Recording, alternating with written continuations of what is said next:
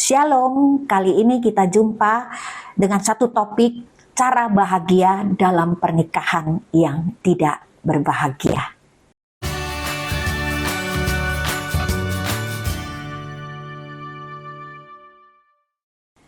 Tuhan yang baik, mungkin pada saat ini banyak pemirsa yang sedang mengalami guncangan dalam pernikahan. Pernikahan mereka tidak berbahagia, tapi mereka ingin bahagia. Biar firman ini boleh menjadi berkat buat mereka. Dalam nama Yesus kami berdoa. Haleluya. Amin.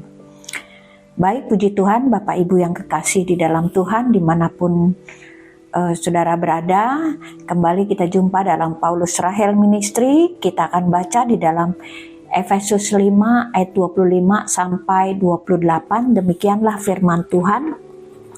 Demikian juga suami harus mengasihi istrinya sama seperti tubuhnya sendiri. Siapa yang mengasihi istrinya, mengasihi dirinya sendiri. Ayat yang ke-25, hai suami, kasihilah istrimu, sebagaimana Kristus telah mengasihi jemaat dan telah menyerahkan dirinya baginya. Baik, puji Tuhan, firman Tuhan katakan bahwa tak baik manusia seorang diri saja, sehingga genap firman Tuhan mereka masuk dalam pernikahan kudus. Tetapi di dalam pernikahan itu mereka harus saling memahami agar mereka memperoleh pernikahan yang bahagia.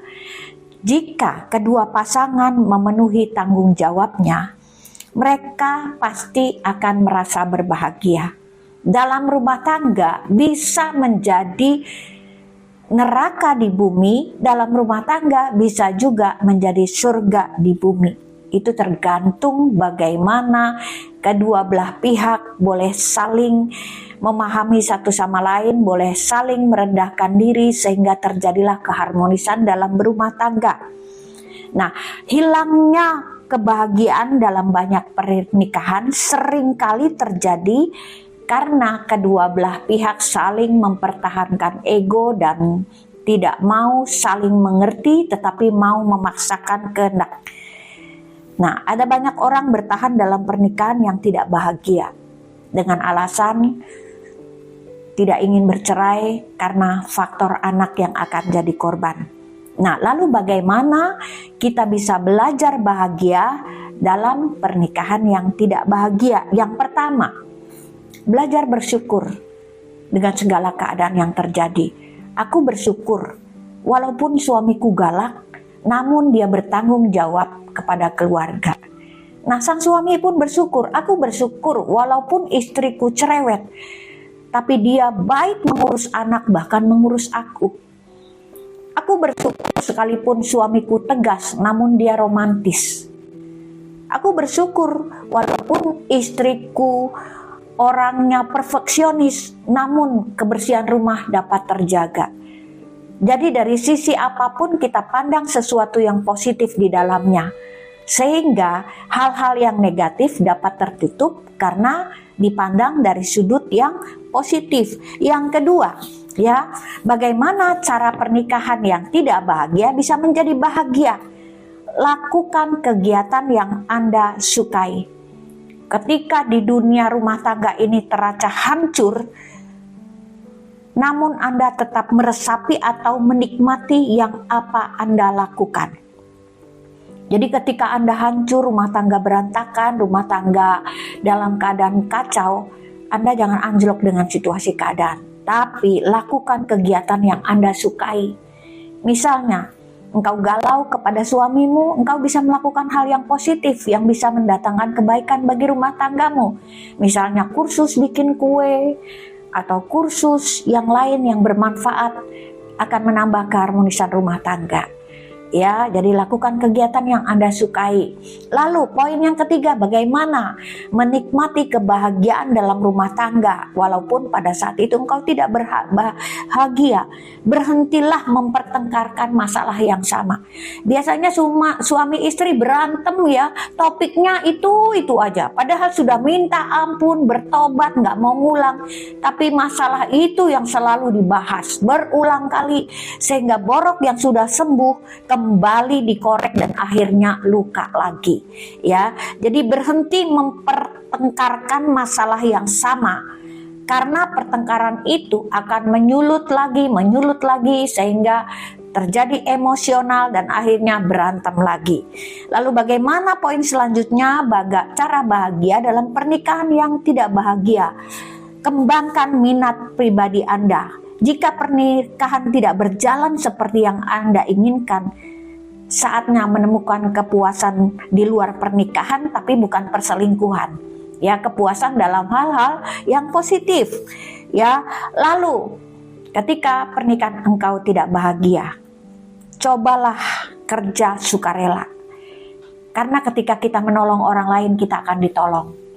Nah, satu hari ada sebuah kisah nyata, seorang istri yang pernikahannya tidak bahagia sehingga dia menderita kanker dan akhirnya suaminya meninggal. Nah, ketika suaminya meninggal baru dia berasa teman berantemnya sudah hilang sudah. Akhirnya setiap hari yang dia lakukan adalah berkunjung ke makam suaminya, walaupun pernikahan mereka tidak bahagia. Dan tiap hari dia bawa kembang ya ke makam tersebut, dan dia katakan kepada pengurus makam, tolong berikan ini di makam suami saya. Dan itu dia lakukan. Sampai satu hari istrinya turun untuk lihat makam, ternyata dia tidak ada satu bunga pun yang setiap hari dia kirim. Akhirnya dia panggil penjaga makam. Kemana kembang-kembang yang selama ini saya kirim?